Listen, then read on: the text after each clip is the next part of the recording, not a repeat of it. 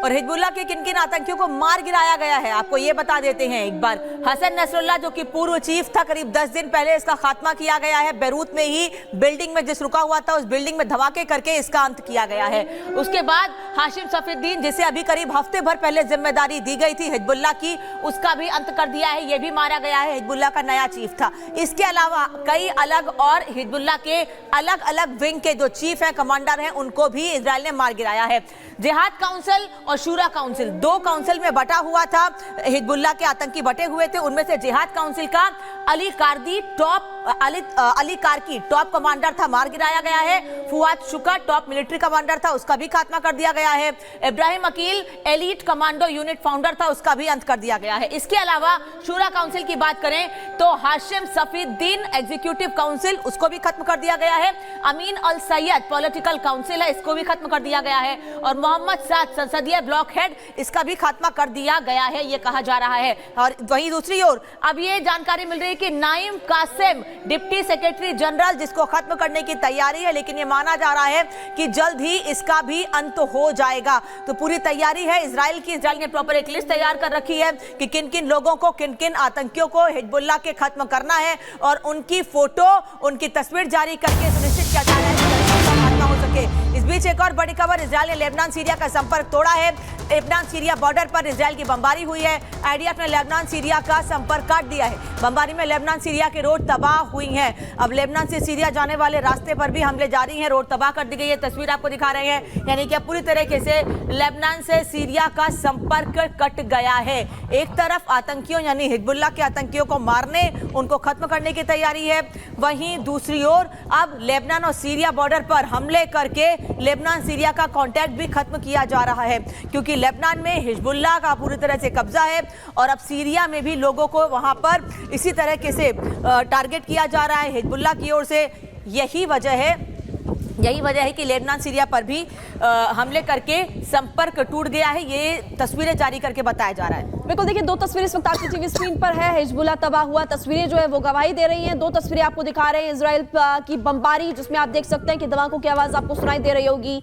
Lebanon Syria का संपर्क जो है वो करते हुए नजर आया। लेकिन यहाँ पर देखिए, एक तरफ जहाँ नसरल्लाह के जनाजे का दिन है, लेकिन दूसरी तरफ देखिए यहाँ पर आपको ये भी जानकारी आप दे रहे हैं कैसे आतंकियों का सफाया यहाँ पर इजराइल डिफेंस फोर्सेज इस वक्त लेते हुए नजर आ रही है। और आपको बता दें कि अमेरिका और इजराइल की तरफ से बड़े हमले की तैयारी भी इस वक्त की जा रही है। आपको बता दें कि एक तरफ जहां ईरान के खात्मे की तैयारी, दूसरी तरफ आपने देखा हमास का खात्मा, और तीसरा हिजबुल्लाह के ठिकाने भी तबाह करने की कोशिश करते हुए नजर आए। लेकिन हम आपको बताएंगे कहां पर किस किस के ठिकाने पर नजर है इजराइल डिफेंस फोर्सेज की, आपको जानकारी दे रहे हैं। सबसे पहले ईरान की बात कर लेते हैं, तेल डिपो। इसके अलावा आपको ये भी बता दें कि और भी जगहों पर ठिकानों पर नजर है, परमाणु ठिकानों पर भी नजर है। तो ईरान की जानकारी आपको दे रहे हैं, यूरेनियम खदान पर भी नजर है इजराइल डिफेंस फोर्सेज की, और इसके अलावा सैन्य ठिकाने जो इनको भी तबाह करने की तैयारी इस वक्त करते हुए नजर आ रहे हैं अमेरिका और इजराइल। रिसर्च रिएक्टर्स जो है उस पर भी इजराइल डिफेंस फोर्सेज की नजरें। तो ग्राफिक्स के जरिए आपको जानकारी दे रहे हैं। यमन की बात करें, हूतियों के जहाज पर भी नजर है इजराइल डिफेंस फोर्सेज की। हूतियों के खात्मे की तैयारी की जा रही है, हूतियों के ठिकानों को तबाह करने की तैयारी की जा रही है। तो ये आपको लगातार बता रहे हैं कि कौन कौन से ठिकाने जहां पर इजराइल डिफेंस फोर्सेज की नजरें। हिजबुल्लाह के ठिकाने ये आपको ग्राफिक्स के जरिए यहाँ पर जानकारी दे रहे हैं। लेबनान की अगर बात करें, अभी ताबड़तोड़ अटैक्स वहां पर किए जा रहे हैं। हिजबुल्लाह के जो हथियार डिपो उनको भी निशाना बनाया जा रहा है, जहां पर आतंकी छिपे हुए हैं उनको भी निशाना बनाया जा रहा है। गाजा की बात करें, लगभग कह सकते हैं कि हमास जो खत्म होते हुए नजर आया, हमास के ठिकानों को भी पूरी तरह से निशाना बनाया गया। जो बचे कुचे उन पर भी निशाना साधा जाएगा। तो ये आपको बता रहे हैं कि हमास के हथियार डिपो जो है उनको भी लगातार नजर वहां पर बनी हुई है, और हमास के हथियार डिपो पर भी नजरें लगातार आरामे का। और मेहमान हमारे साथ जुड़ गए हैं। Major general Sanjay Maston, group captain UK Devnath हमारे साथ जुड़े हैं। जनरल मैस्टन, आपसे समझना चाहूंगी, हमने कई तस्वीरें अब तक दिखा दी हैं। हम अभी कुछ देर पहले मैंने एक ग्राफिक्स दिखाए थे कि कैसे कैसे अलग अलग कमांडर्स को खत्म कर दिया गया है, लेकिन कई ऐसे जो अभी चैलेंज बने हुए हैं। सफीउद्दीन को खत्म करने के बाद अब एक नया चेहरा सामने आएगा, उसको खत्म कीजिए। हिजबुल्लाह नहीं खत्म हो रहा है। और देखिए, जो कमांडर्स हैं इनको ख़त्म करना निहायत ही ज़रूरी है। इसका कारण ये है कि वो एक सेंटर ऑफ ग्रेविटी होती है, वहाँ से मतलब पावर फ्लो होता है। तो हिजबुल्लाह पूरा ख़त्म करना तो मैं अगर बोलूँगा वो तो ना संभव है, असंभव है। लेकिन जो कमांडर्स हैं उनको ख़त्म करने के लिए जो इनकी रणनीति है, जो स्ट्रेटजी है, मेरे ख्याल वो काफ़ी सक्सेसफुल हो रही है और वो सब कमांडरों को मारते ही जा रहे हैं। और उससे क्या है कि जो लोअर रैंक्स हैं, जो रैंक एंड फाइल जिसको हम फौज में बोलते हैं, उसके मोराल पे काफ़ी असर पड़ता है और उसके लड़ने की शक्ति कम होती है। लेकिन दूसरा इसका एक और पहलू होता है कि जब कमांडर्स मरते हैं तो कई बार जवानों में, या मैं इसमें बोलूँगा जो टेररिस्ट संगठन है, इनके जो कार्डर्स हैं, इनमें जोश बढ़ेगा। वो कई बार जोश बढ़ता भी है क्योंकि एक आक्रोश आता है, आक्रोश इसलिए मेरे कमांडर को उसने मार दिया। तो इसलिए आप देखिए जो हिजबुल्लाह फाइटर्स हैं खासकर साउथ लेबनान में, वो अभी भी इजराइल के ऊपर रॉकेट्स दाग रहे हैं, और जो ग्राउंड ऑफेंसिव चल रहा है इजराइल का, वो काफ़ी वहाँ दिक्कत हो रही है, इजरायली कैजुअल्टीज़ भी हो रही हैं। तो वो क्या है, एक लचकीलापन होता है किसी भी टेररिस्ट ऑर्गेनाइजेशन में, लास्ट रैंक फाइल तक वो लड़ सकते हैं, वो उनके ऊपर कोई ज़्यादा असर नहीं पड़ेगा। लेकिन हाँ, क्योंकि हर कोई भी संस्था चलती है टॉप से चलती है, तो जब लीडरशिप के हुक्म नहीं आएंगे, लीडरशिप का कमांड कंट्रोल नहीं रहेगा, तो उस पर एक ऑर्गेनाइजेशन पे वैसे फ़र्क पड़ता है। तो ये कब तक टिके रहेंगे वो वक्त बताएगा, लेकिन जो कमांडरों की टारगेटिंग है वो एक इम्पॉर्टेंट है, और वो वहीं से पावर फ्लो हो रही है।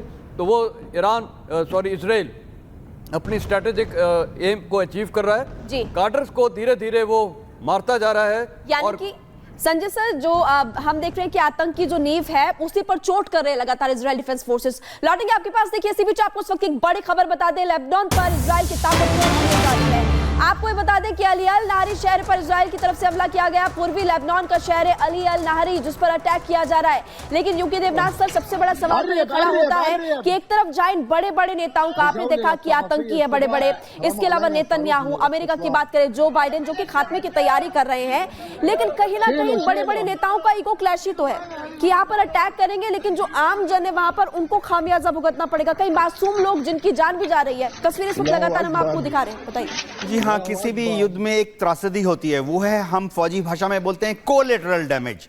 यानी अगर मैं दुश्मन के ऊपर हमला कर रहा हूं तो ना सिर्फ दुश्मन के जो कॉम्बैटेंट्स हैं वो मारे जाते हैं, लेकिन कई बार दुखदपूर्ण है, दुख की बात है, कई बार जो आसपास सिविलियंस होते हैं, महिलाएं, बच्चे, बूढ़े, वो भी कैजुअल्टी हो जाते हैं। लेकिन मैं आपको बताता हूं, कोई भी प्रोफेशनल आर्मी, और मैं गर्व के साथ कह सकता हूं कि इंडियन आर्मी, हमने जब 1965 में 1971 की लड़ाई में पार्टिसिपेट किया, हमारी फौज को, सब आर्मी कमांडर्स ने अपने जेसीओज और जवान्स और अपने महत्वों को बहुत क्लियर इंस्ट्रक्शन दिए कि जब हमला कर रहे हैं तो आप ये सुनिश्चित कीजिए कि दुश्मन के जो सिविलियंस हैं उनको तकलीफ ना हो। और इंडियन आर्मी ने कई बार ज़्यादा खतरा लेते हुए उन कैजुअल्टीज़ को भी एक्सेप्ट करना पड़ा, क्योंकि हम सिर्फ दुश्मन के कॉम्बैटेंट की तरफ फायर करते थे, दाएं बाएं जो सिविलियंस हैं उनको बचाने की कोशिश करते थे। तो ये किसी प्रोफेशनल आर्मी का उत्तरदायित्व है कि युद्ध में ऐसा करे। इजराइल की आर्मी प्रोफेशनल आर्मी है। मैं उम्मीद करता हूं कि जब वो लेबनान में बढ़ेंगे, फिलहाल